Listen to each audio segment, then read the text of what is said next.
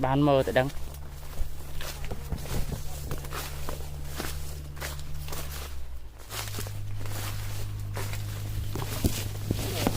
nè một cái mơ khăn nó có đòi gì à? Mơ thằng nó máu à thì on mơ con viên đi à mơ trong thằng nó à mơ bằng thằng gì à nào đang nó trong mấy nó làm lối mặt nắng bao hai chân về lạnh kia đập lơm mới hao rau nó tiếp nè ôi làm thâm rất vững này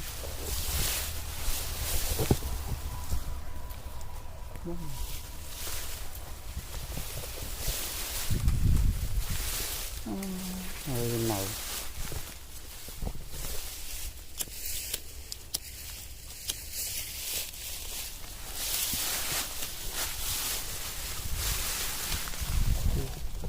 lại vô cà màu đậm cho anh bạn đặt kịch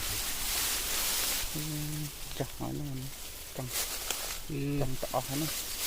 hỏi đỏ tầm phớ bắt men lật không nó bà vô đấy bắt lật không không mấy nào bóng chanh ơi chốt dừng chanh cho cắt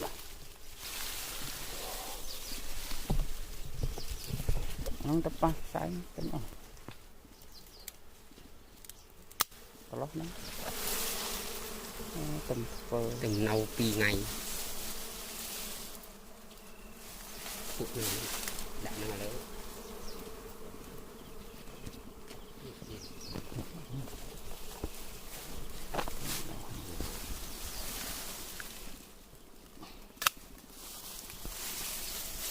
mày trời mày